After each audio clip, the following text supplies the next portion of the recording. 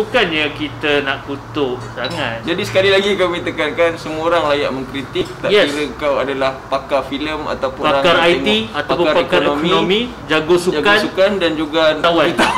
Semua boleh kritik. Tapi kita tak panggil pun sampah.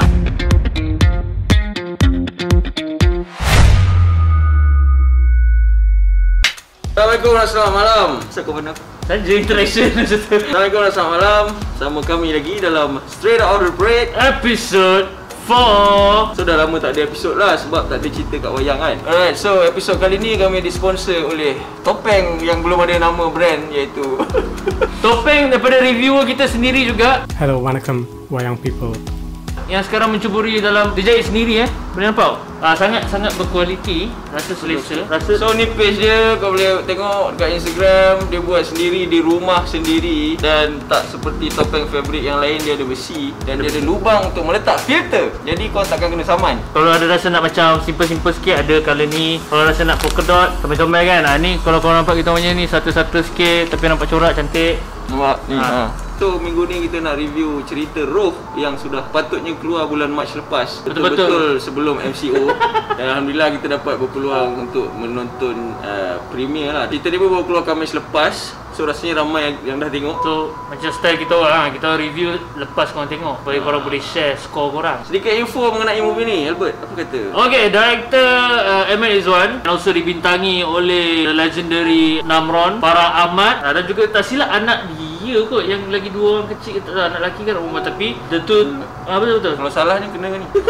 Kita ada child actors Mia Farhana, Haris Haziq, and also Putri Syahada. Okay, dalam cerita tu tiga-tiga tu power gila nak mampus. And also sebagai dukun, salah seorang yang bomo tu is nama dia adalah Junaina M. Lojong. Tanpa melengahkan masa, pergi straight pada pros number 1. Horrorness ataupun kehoraan dalam bahasa Melayu dia ketakutan. Genre dia memang keseraman lah. Okey, keseraman. Pada aku dia adalah cerita seram yang tak pernah tengok lagi kat Malaysia ni. Dia punya jenis seram, dia punya genre seram tu, dia bukan macam cerita-cerita hantu yang kau pernah tengok sebelum ni lah. And also because of dia tak rely on jump scare at all. In fact, yes, ada satu dua. Adalah tak banyak. Sebab the story itself, the saya nak cakap the whole story tu, kita boleh rasa seram, kita tak selesa. Betul. And also kau ada that unsettling feeling lah waktu kau tengok movie. Yes. And sebenarnya ada banyak lagi elemen yang menjayakan keseraman ini yang sangat berjaya. Yes. Which brings us to pros number 2. Iaitu setting dalam cerita ni, dia tak macam heavy tau. Dia pakai apa yang ada dalam hutan tu. Betul. And also just like only one house in the movie. Kau dah tengok trailer, kau boleh tahu sedikit sebanyak. Dan itu je lah setting movie ni. And because of the one house tu, benda tu, the isolation of the setting tu yang buat lagi seram. Dia betul. Macam kau boleh bayangkan kau seorang-seorang duduk dalam hutan tu. Betul. And benda tu memang power lah. Props to the production. Sebab tu dia relate pada pros number 1 tadi lah. Yes. Sebab tu dia cakap keseraman ni bukan hanya kepada jump scare, bukan hanya kepada hantu. Tapi dia punya setting tu sendiri dah buat seram. Pros number 3. Visuals and cinematography. Yes, power. Yes, power sangat. Kita ni menunjukkan yang sebuah cerita tak perlu ada bombastic ataupun over the top punya colouring ke post editing. dia tak menunjukkan sebuah cerita yang tak rely on over the top punya post editing punya benda lah. The colour is just nice. Dia tak over saturated, dia tak over colour ni, over colour tu. Dia just, aku rasa dia achieve lah apa yang dia nak achieve. Dia punya mood tu dia dah achieve. Dia punya keseraman tu dia dah achieve. Lepas tu juga korang, akan kita cakap tadi, elemen-elemen yang membantu dalam keseraman tu is the visual itself lah. Macam benda-benda yang terjadi dalam scene yang macam kalau kau capture, kalau kau pause and screenshot, seram gila cerita benda tu. And cinematography pula memang lah. Certain scenes or certain point of view akan jadi lebih seram. Yes. With better cinematography. Contoh ada budak berjalan seorang-seorang dekat hutan kan, cinematography tu ikut budak tu. The way dia punya panning tu, dia tak, ada some people horror, kadang-kadang genre horror tu kita kena macam sangat agresif, tapi tak, sebenarnya lagi slow, dia lagi chilling benda tu. And movie ni sukses untuk benda tu. So kudos for the director of cinematography and also the director and visual artist, art director. Alright, pros number 4. Acting. Lakonan yang disajikan oleh watak-watak utama, terutamanya Farah Ahmad dan keluarga tu. Keluarga yang duduk dalam pondok yang ada 3 orang tu. Mak dengan 2 anak. Terutama Farah Ahmad lah, aku rasa dia sangat berjaya meneraju movie ni. Kita boleh rasa dia punya mother instinct tu. Betul. Protect. Dia punya kerisauan terhadap anak dia, dia punya the way dia mempertahankan family dia, macam mana dia risau, macam mana semualah. Aku rasa dia the main one of the main strength of this movie lah. Dia tak berapa terkenal sangat. Kami harap lepas ni dia banyaklah dapat tawaran berlakon yang lain sebab dia mau power lah dalam movie dia. Dan also power gila child actor kepada dua-dua anak dia tu. Itu dilakukan oleh Mia Farhana and also Harith Haziq. Power gila. Because kita jumpa itu time premiere, dia boleh bawa borak. So okay lah, seronok. Lepas tu dia punya lakonan dia is very natural lah. Yes. Natural gila, macam memang adik-beradik yang tengah main kat kampung. Kita tak tahu tahun mana setting cerita ni, tapi we assume quite very old punya time lah kan. Sangat believable lah. Dia sepatutnya ada seorang lagi watak budak. Yes, yang mysteriously lepas tu ada seorang lagi watak budak misteri lah. Itu pun power sebab dia main dengan darah weh. Itu pun power. So kesimpulannya pelakon-pelakon dalam movie ni walaupun ada bawah daripada 10 orang je, semua top class, semua tip top.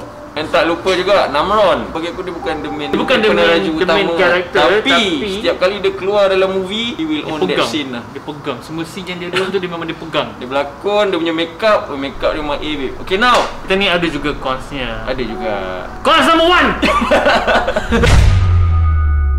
Pacing. Yes. Okay, pacing dalam cerita ni. Okay, duration cerita ni saya tak panjang pun sebenarnya. Sejam setengah macam tu lah. Sejam 20 minit macam tu lah. 82 minit kot. I think because of the slow tempo of the storytelling, the very eeriness, sangat senyap punya cerita kan, yang bawa kita sini, the slow pan semua cerita tu, cerita yang membuat kau tertunggu-tunggu lah apa nak jadi. Tapi mungkin ni bukan cons lah bagi setengah orang. Mungkin ada orang akan appreciate the way the story builds up. Yes. Macam mana cerita tu pergi ke certain point, daripada point ni ke point B. Ada orang akan appreciate lah benda tu. Yes. Lepas tu tapi for those people yang expecting like a thriller punya movie, maybe jangan expect benda tu. Dia bukan macam pusaka ke munafik ke. I would say almost psychological horror punya ni lah, tapi macam Midsommar. Yes. Midsommar. Midsommar ke Midsommar? Aku rasa pronunciation ni Midsommar. Macam Midsommar, dia yang slow pace punya horror tu. And this movie berjaya ke level itu. Dia art house movie lah. Yang which brings us to our next cons. Cons apa tu? It's a little bit deep for some people like us. Kita appreciate cerita tu, kita faham certain scenes, tapi kita agak mengambil masa lama untuk mencerna dan mentafsirkan movie tu lah. Sampai sekarang ada beberapa tafsiran lah. So, apa kata korang pergi tengok, lepas tu korang tafsir sendiri cerita ni. Tapi which is a good thing also. Tapi second cons ni, dia macam cons yang pertama juga. Kedua-dua cons ni tak semestinya cons untuk semua orang lah. Some people akan appreciate movie ni lebih daripada some other people. Tapi itulah. Tapi some people want it all, and some just want nothing at all. Conclusionnya, cerita Roh ni adalah satu production lokal kita yang kita harus bangga dan sangat berjaya dari segi genre dia tu ke tahap international seperti Midsommar punya horror. Pada yang mahukan a wayang experience like no other dalam konteks Malaysian movie lah, tolonglah tengok cerita ni. Sampai bila nak tengok komedi seram? Pada yang komplain kata lokal ni tak ada cerita, inilah cerita lain, go watch this.